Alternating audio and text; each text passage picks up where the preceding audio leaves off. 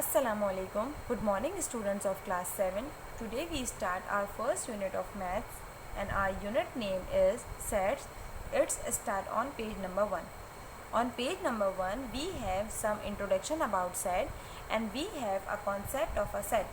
First of all, here I define introduction of set. In 19th century, the concept of a set was developed as a theory based upon ideas by a German mathematician George Cantor. 19वीं सदी में set का जो concept develop किया गया था वो एक थ्योरी बेस पे किया गया था, और इसका आइडिया जिसने दिया था वो जर्मन मैथमेटिशियन थे. उनका नाम क्या था? George Cantor. This concept played an important role to integrated various branches of mathematics. ये कॉन्सेप्ट जो है वो बहुत इंपॉर्टेंट रोल प्ले कर रहा है ब्रांच ऑफ मैथमेटिक्स को मुकम्मल करने में. इंटीग्रेटेड मीन्स होता है मुकम्मल करना. Now concept of a set.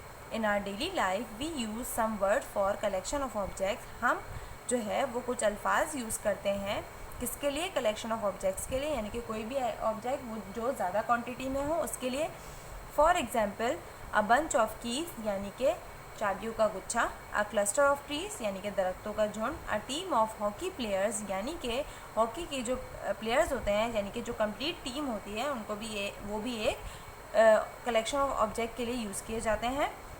There are several other words. यहाँ पे चंद और अल्फाज ऐसे हैं which stand for collection of object in English language, जो कि कलेक्शन ऑफ ऑब्जेक्ट के लिए यूज़ किए जाते हैं इंग्लिश ज़बान में, यानी कि अंग्रेज़ी ज़बान में. The word set stand for collection of well defined and distinct object, यानी कि जो वर्ड सेट है वो ऑब्जेक्ट्स की जो भी कलेक्शन होती है उसको वेल डिफाइंड यानी कि बहुत अच्छी तरीके से उसकी वजाहत भी करता है, एंड डिस्टिंक्ट यानी कि उसको वाज़ेह भी करता है. देयरफॉर अ सेट, इसीलिए a set is collection of well defined and distinct object. इसीलिए जो सेट की डेफिनेशन है वो हमारे पास ये गिवन है कि सेट जो है वो कलेक्शन ऑफ वेल डिफाइंड और डिस्टिंक्ट ऑब्जेक्ट कहलाता है. Following are a few example of a set. यहाँ मैं आपको चंद एग्जाम्पल देने जा रही हूँ सेट के according. Set of the province of Pakistan, यानी कि पाकिस्तान के सूबे हमारे सेट कहलाते हैं, यानी कि हम इसे सेट कह सकते हैं. Set of the days of a week, यानी कि वीक के जो डेज होते हैं वो भी सेट कहलाते हैं. Set of the students of mathematics in the school, यानी कि जो मैथ्स के स्टूडेंट्स हैं स्कूल के अंदर वो भी एक कंप्लीट सेट कहलाते हैं. Set of the first 4 natural numbers. Natural numbers आपको पता है जो 0 से स्टार्ट होते हैं एंटिल सो ऑन जा रहे होते हैं वो हमारे नेचुरल नंबर्स कहलाते हैं, लेकिन उन्होंने कहा फर्स्ट 4 पहले 4 नेचुरल नंबर जो है वो हमारे सेट कहलाते हैं. Set of the first 5 even numbers, यानी इवन नंबर्स आपको पता है जो एग्जैक्टली 2 से डिवाइड हो सकते हैं वो इवन नंबर्स कहलाते हैं. तो उन्होंने कहा फर्स्ट 5 यानी कि पहले 5 इवन नंबर्स जो है वो एक तरीके के सेट कहलाते हैं. ओके स्टूडेंट्स, यहाँ मैंने आपको सम इंट्रोडक्शन दिया है सेट के बारे में, देन मैंने आपको concept of a set clear किया है. आई होप आपको मेरी बात अच्छे से क्लियर हो गई है. Now open your page number 4.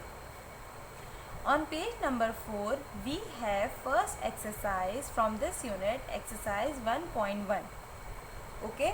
और जो फर्स्ट वन क्वेश्चन हमें गिवन है वो है which of the following collection can be called a set, यानी कि जो आपको कलेक्शन दी हुई है उसमें आप किसको सेट कह सकते हैं, या इसमें से जो सेट कहला सकता है आपको वो बताना है.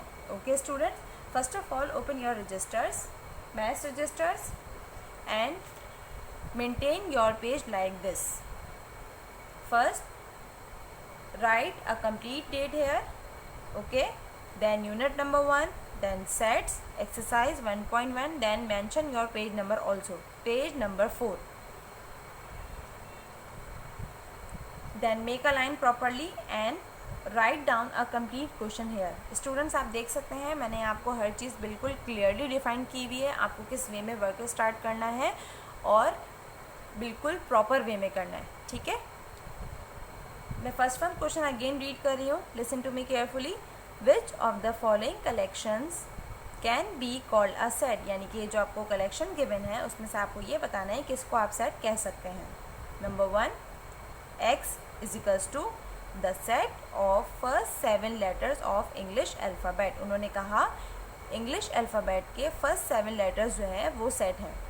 स्टूडेंट्स, यहाँ आपको उन्होंने बिल्कुल वेल डिफाइंड तरीके से दिया हुआ है. वेल डिफाइन कैसे है? उन्होंने कहा इंग्लिश अल्फ़ाबेट है, यानी कि आपको पता है जो हमारी A to Z हो रही है उसकी बात हो रही है. सेकंड, उन्होंने कहा फर्स्ट 7 लेटर्स है, यानी कि पहले 7 लेटर्स यूज़ हो रहे हैं, यानी कि A till G तक की बात हो रही है.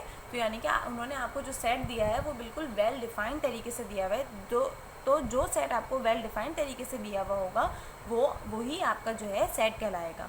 और जब वो सेट कहलाएगा तो हम उसके लिए राइट करेंगे it's can be called a set. Student देख सकते हैं जो सेट कहलाएंगे उनके लिए हम क्या राइट करेंगे, it's can be called a set. बिल्कुल इसी वे में आप भी राइट करेंगे और बिल्कुल क्लियरली राइट करेंगे। Now second, Y is equals to useful books. Useful means मुफीद या फ़ायदेमंद। उन्होंने कहा वाई का जो सेट है वो एक यूजफुल बुक का है, यानी कि आपको यहाँ वेल डिफाइंड तरीके से बुक्स की बात नहीं की हुई। जहाँ वेल डिफाइंड तरीके से बुक की बात नहीं होगी वो हमारा सेट नहीं कहलाएगा। और जो सेट नहीं कहलाएगा उसके लिए हम क्या राइट करेंगे, it's can not be called a set, यानी कि वो एक तरीके का सेट नहीं कहला सकता। Now 3, Z is equals to the set of months of the Islamic year, यानी कि इस्लामिक ईयर के मंथ्स की बात हो रही है। यानी कि उन्होंने आपको क्लियर बताया है कि एक इस्लामिक ईयर की मंथ्स की बात हो रही है, यानी कि कंप्लीट मंथ्स की बात हो रही है, 1 till 12 तक की बात हो रही है। यानी कि आपको यहाँ पर जो सेट गिवन है वो बिल्कुल वेल डिफाइंड तरीके से गिवन है, तो हम इसको सेट कह सकते हैं। और उसके लिए हम क्या राइट करते हैं, it's can B called a set. Okay students, now fourth में हमें गिवन है a is equals to 1 2 5 6 7 9, यानी कि यहाँ आपको नेचुरल नंबर्स गिवन है। स्टूडेंट्स यहाँ हमारे पास कुछ डिजिट जो है वो मिसिंग है, लेकिन जो आपके पास गिवन है वो बिल्कुल सीरीज़ में है। जैसे आपको 3 4 and 8 मिसिंग है, ठीक है, लेकिन जो गिवन है आपको वो बिल्कुल सीरीज़ में गिवन है। कोई डिजिट ऐसा नहीं है कि जो पहले आना चाहिए था वो बाद में आया हुआ है और जो बाद में आना चाहिए था वो पहले आया हुआ है। बिल्कुल कंप्लीट वे में, बिल्कुल सीरीज़ में राइट हुआ हुआ है वेल डिफाइंड तरीके से। तो ये एक तरीके का क्या कहलाएगा, सेट कहलाएगा। तो हम राइट करेंगे इट्स कैन बी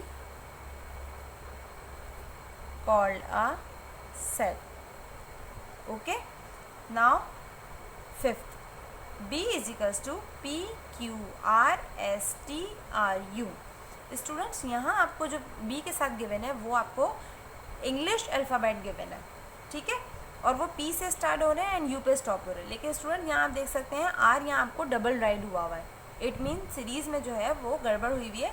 T के बाद डायरेक्टली U आता है, लेकिन T के बाद अगेन उन्होंने R राइट किया हुआ है एंड देन U राइट किया हुआ है। तो इट मीन्स ये कम्प्लीटली वेल डिफाइंड नहीं हुए हुए, तो ये सेट नहीं कहला सकते। तो हम क्या राइट करेंगे, इट्स